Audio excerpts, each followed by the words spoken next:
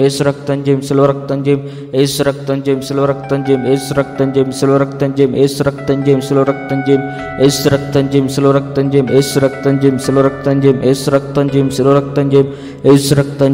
రక్తం జయం, యేసు రక్తం జయం, సిలువ రక్తం జయం, యేసు రక్తం జయం, సిలువ రక్తం జయం, యేసు రక్తం జయం, సిలువ రక్తం జయం, యేసు రక్తం జయం, సిలువ రక్తం జయం, యేసు రక్తం జయం, సిలువ రక్తం జయం, యేసు రక్తం జయం, సిలువ రక్తం జయం, యేసు రక్తం జయం, సిలువ రక్తం జయం, యేసు రక్తం జయం, సిలువ రక్తం జయం, యేసు రక్తం జయం, సిలువ రక్తం జయం, యేసు రక్తం జయం, సిలువ రక్తం జయం.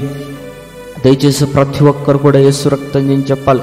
యేసు రక్తం జయం చెప్పడం వలన మన కుటుంబంలో, మన యొక్క జీవితంలో రాబోతున్నటువంటి శోధనలన్నీ కూడా తొలగిపోతాయి. మన ఒకవేళ శోధనలో ఉన్నట్లయితే మన జీవితంలో రిలీఫ్ వస్తుంది.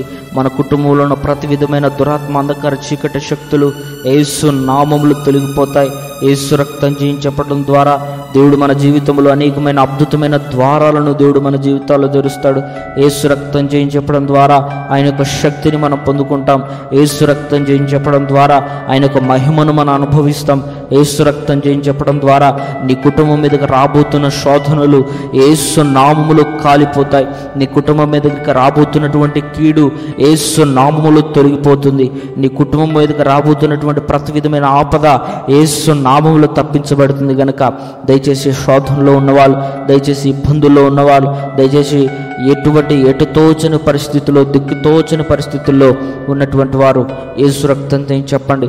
ఈ విధంగానే ప్రతిరోజు దేవునికి కొంత సమయం దేవునికి కేటాయించి సమయం దొరికినప్పుడల్లా యేసు రక్తం జయం, యేసు నామం జయం, యేసు నామం జయం, యేసు రక్తం జయం, పరిశుద్ధుడానికి స్తోత్రం, మహోన్నతుడానికి స్తోత్రం, గొప్ప దేవానికి స్తోత్రం అని దేవుణ్ణి స్తుతిస్తూ యేసు రక్తం జయం చెబుతూ ఉండటం వలన మన జీవితాల్లో మూయబడ్డ ద్వారాలు యేసు నామములో తెరవబడతాయి.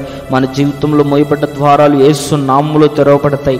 దేవుడు మన జీవితంలో గొప్ప అద్భుతమైన కార్యాలు జరిగించాలని, దేవుడు నీ జీవితంలో ఒక నూతనమైన ద్వారాలు తెరవాలని దేవుడు ఎంతగానో ఆశపడుతున్నాడు. కనుక ఈ యొక్క ప్రార్థనను ఆలకించు. దేవుని ప్రతిరోజు యేసు రక్తం జయం చెప్పు, యేసు రక్తం జయం చెప్పు. ఈ విధంగా దాన్ని 1 గంట సేపు, మరి అదే విధంగా స్తోత్రం స్తోత్రం స్తోత్రం స్తోత్రం స్తోత్రం అనే పదాన్ని దీన్ని 1 గంట సేపు, మరలా అదేవిధంగా హల్లెలూయా హల్లెలూయా హల్లెలూయా హల్లెలూయా హల్లెలూయా అనే పదాన్ని 1 గంట సేపు, ఈ విధంగా ప్రతిరోజు దేవుని నామాన్ని ఉచ్చరించడం వలన మన జీవితంలో దేవుడు నూతనమైన ద్వారాలు తెరుస్తాడు. ముయ్యబడ్డ సాతానుగాడి కోటగోడలన్నీ కూడా యేసు నామములు తొలగిపోతాయి. యేసు నామములు అని కోటగోడలన్నీ కూలిపోతాయి. యేసు రక్తం జయం చెప్పడాన్ని బట్టి, దేవుణ్ణి స్తుతించడాన్ని బట్టి, దేవుని గణపరచడాన్ని బట్టి దేవునికి మనం దగ్గరగా అవుతాం. మన జీవితంలో ప్రతి ఒక్కరి జీవితంలో సమస్యలు వస్తాయి, ప్రతి ఒక్కరి జీవితంలో శోధనలు వస్తాయి. ప్రతి ఒక్కరూ సమస్యలను, శోధనలు ఎదుర్కొనవలసింది.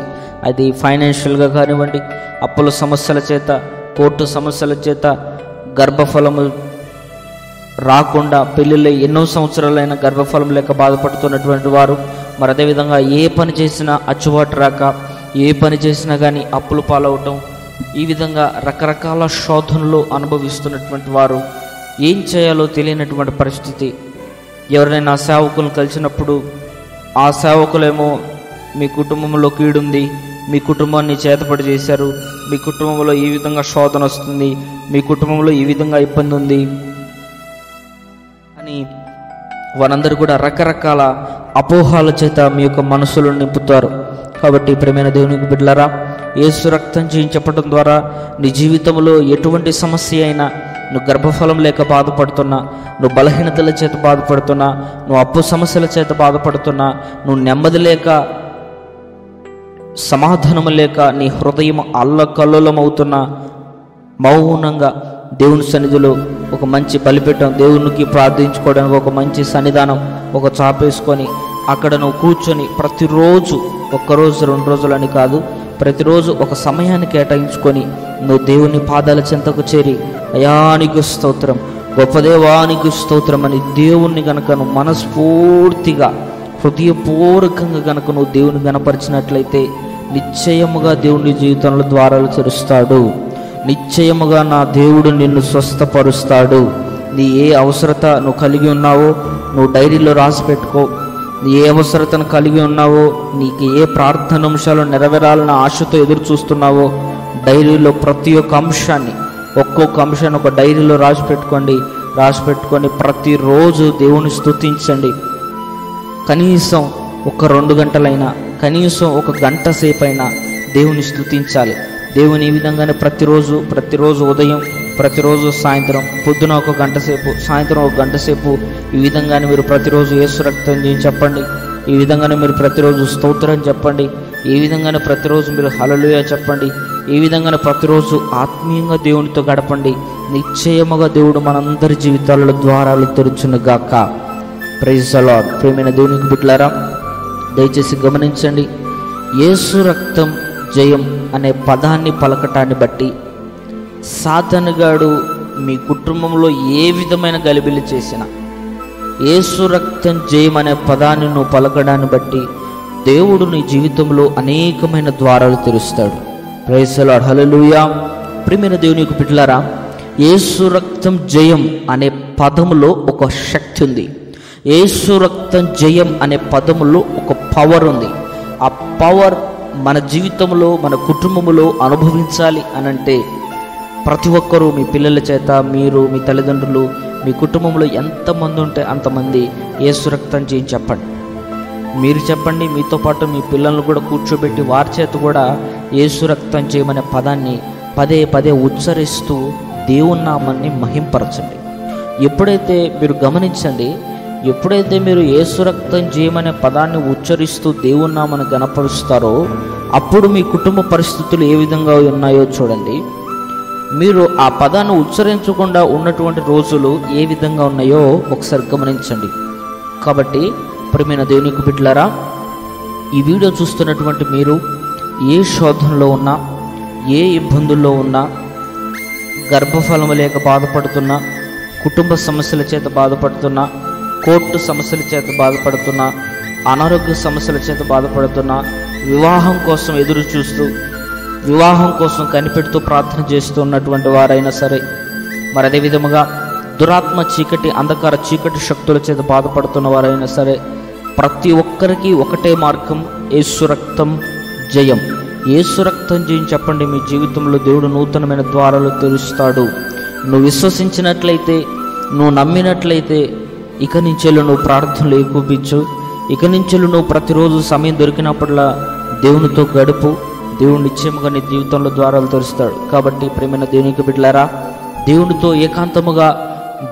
ఏకాంతముగా మనం మాట్లాడేటటువంటి రోజులు మనకు ఉండాలి. ఉపవాసం ఉండి ప్రార్థించాలి. అంటే ఉపవాసం ఉండి ప్రార్థించాలంటే ఉపవాసం ఉండి ప్రార్థన చేస్తేనే దేవుడు ప్రార్థన వింటాడా? ఉపవాసం ఉండి ప్రార్థన చేయకపోతే దేవుడు ప్రార్థన వినడా అంటే వింటాడు.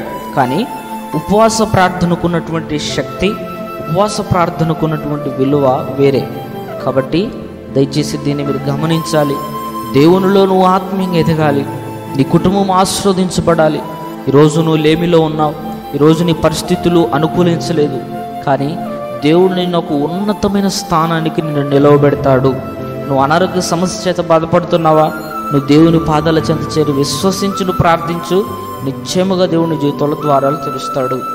ప్రియమైన దేవునికి బిడ్డలారా, చాలామంది ఒక తప్పు చేస్తారు. ఏంటంటే, దేవా నా జీవితంలో నువ్వు ఒక కార్యం చేసినట్లయితే నేను అంటే గుండు కొట్టిస్తానని కొంతమంది, భోజనాలు పెట్టిస్తానని కొంతమంది, ఒక వస్తువు ఇస్తానని కొంతమంది, ఇట్లా రకరకాల ఒడంబడికలు చేస్తారండి. ఇవన్నీ కూడా తప్పు. ఎందుకనంటే దేవుడు నువ్వు కావాలి, నీ మనసు కావాలి, నువ్వు కావాలని దేవుడు ఆశపడుతుంటే నువ్వేమో వస్తువు ఇస్తానని, 10 మందికి భోజనాలు పెడతానని, గుండు కొట్టిస్తానని, ఏంది ఇవన్నీ? కాదు కదా. దేవుడు మనల్ని నుంచి ఏం ఆశిస్తున్నాడు? మన హృదయంలో దేవునికి మొదటి స్థానం ఇవ్వాలి. దేవుడికి మనం అవసరము. మనల్ని పక్కన పెట్టి నేను డబ్బుతో అది కొనిస్తాను, డబ్బు అవసరం లేదు కదండి దేవుడికి మన నుంచి దేవుడు ఏం ఆశిస్తున్నాడయ్యా అంటే దేవుని గణపరచాలి, దేవుని స్తుతించాలి, దేవునికి మొదటి స్థానం ఇవ్వాలి. బైబిల్లో ఒక వాక్యం ఉంటుందండి, ప్రేమైన దేవునికి బిడ్డలారా, దేవుని కంటే మరి ఎక్కువగా ఎవరిని ప్రేమించొద్దట. అది కన్నా పిల్లలు కావచ్చు, తల్లిదండ్రులు కావచ్చు, ఈ భూలోకంలో ఉన్న ఎవరైనా సరే ఫస్ట్ దేవుడు తర్వాతనే ఎవరి స్థానమైనా, ఇది గుర్తుంచుకోండి. కాబట్టి దేవుణ్ణి మనం స్తుతిస్తున్నప్పుడు, దేవుణ్ణి ఆరాధిస్తున్నప్పుడు ఏదైనా ఒక ప్రార్థన అంశం, ఇప్పుడు నీకు ఎన్నో సంవత్సరాల నుంచి నువ్వు బలహీనత చేత బాధపడుతున్నావండి. లేదు, ఎన్నో సంవత్సరాలైంది దేవుడు నీకు గర్భఫలమే లేదు, దానికోసం నువ్వు కనిపి ప్రార్థన చేస్తున్నావు. ఎన్నో సంవత్సరాలైంది నీకు వివాహం కావట్లేదు, మంచి సంబంధాలు రావట్లేదు. ఎన్నో సంవత్సరాలైంది నీ ఆరోగ్య పరిస్థితి బాగుండట్లేదు. ఎన్నో సంవత్సరాలైంది నీ కుటుంబంలో ఏదో ఒక లోటు చేత నువ్వు ఉన్నావు. ఇటువంటి సమస్యలు అన్నీ వచ్చినప్పుడు నువ్వేం చేయాలంటే దేవునికి నువ్వు ప్రతిష్ఠించుకోవాలి. అయ్యా, ఇప్పుడు లేనప్పుడైతే ఏ విధంగా నీ పాదాల చెంత చేరి నేను స్తుతిస్తూ గణపరుస్తున్నానో, రేపు నువ్వు నన్ను స్వస్థపరిచి నువ్వు నాకు మంచి ఆరోగ్యం ఇచ్చినప్పటికీ కూడా ఇదే భక్తితో, ఇదే శ్రద్ధాశక్తులతో నీ పాదాల చెంత నేనుంటానయ్యా అని నువ్వు మొరపెట్టాలి. ప్రతిష్ఠించుకోవాలి జీవితాన్ని. అయ్యా, నేను నీ కోసం బ్రతుకుతా. ఈ భూలోకంలో ఎంత డబ్బు సంపాదించినా, ఎంత ఆస్తి సంపాదించినా చనిపోయిన తర్వాత ఏది మనతో రాదు. నువ్వు ఎన్ని ఆస్తులు సంపాదించు, ఎంత బంగారం సంపాదించు, ఈ శరీరంలో నుంచి ఒక్కసారి వాయువు ఆగిపోయిందంటే ఇప్పటి వరకు ఒక వ్యక్తిగా ఒక పేరుతో పిలిచిన నిన్ని తర్వాత బాడీ ఎక్కడుందని అడుగుతారు. అర్థమవుతుందండి? ఇప్పటి వరకు నేను పేరుతోనే పిలుస్తారు, కానీ ఆ శరీరంలో నుంచి ఎప్పుడైతే ఆ ఊపిరి ఆగిపోతుందో అప్పటి నుంచి చేయలేక ఆ బాడీ ఎక్కడ పెట్టారని అని అడుగుతారు. అది మన విలువ. కాబట్టి దేవుని ఎదుట ఒక ప్రతిష్ఠించుకోవాలయ్యా. నాకున్నటువంటి బలహీనతను నువ్వు తీసేసినట్లయితే నీకోసం నేను బ్రతుకుతాను ప్రభా. నా జీవితంలో నువ్వు ద్వారాలు తెరిచినట్లయితే ప్రభా, నీకు నమ్మకంగా ఉంటా, నీ పరిచర్యలో ఉంటా, నీకు మొదటి ప్రయారిటీ ఇస్తా. నా పట్ల నీ చిత్తం ఏదైతే ఉంటే అది నెరవేర్చండి అయ్యా నీ దేవుని మొరపెట్టును. నిశ్చయముగా చెప్తున్నాను, దేవుడు నీ జీవితంలో ద్వారాలు తెరుస్తాడు. నీ జీవితంలో ముయ్యబడిన ద్వారాలు యేసు నామంలో తెరవబడతాయి. ఎప్పుడు నువ్వు ప్రతిష్ఠించుకుంటే, నువ్వు దేవునిపై ఆధారపడితే, దేవునికి ఇష్టమైన మనసు కలిగి ఉంటే, పరిశుద్ధ గ్రంథంలో దేవుడు వాక్యం సెలవిచ్చిన రీతిగా దేవుడు దావీదుని ఒక మాట అంటాడు, దావీదు నా హృదయానుసారుడు అని అంటాడు. ఎంత మంచి సాక్ష్యం ఇచ్చాడని దావీదుని బట్టి. దేవుని యొక్క హృదయానుసారుడట, దేవుని మనసు నెరిగిన వాడట. ప్రియమైన దేవునికి బిడ్డలారా, దేవుడు మనల్ని ఇష్టపడాలి, దేవుడు మన జీవితంలో రాబోతున్న శోధనలు తొలగించాలి అని అంటే నువ్వు దేవునికి దగ్గరగావు. ఎన్నో సంవత్సరాల నుంచి ప్రార్థన చేస్తున్నాం అయ్యగారు, ఎన్నో సంవత్సరాల నుంచి, ఎన్నో నెలల నుంచి ఉపవాసాలు ఉన్నాం, 40 రోజులని, 21 రోజులని, ఎన్నో సంవత్సరాల నుంచి చేస్తున్నాం, ప్రార్థనలకు జవాబులు రావట్లేదు అని మీరు అనుకుంటున్నట్లయితే ప్రియమైన దేవునికి బిడ్డలారా, వేచి ఉండండి. దేవుడు నిశ్చయముగా మీ జీవితంలో ద్వారాలు తెరుస్తాడు.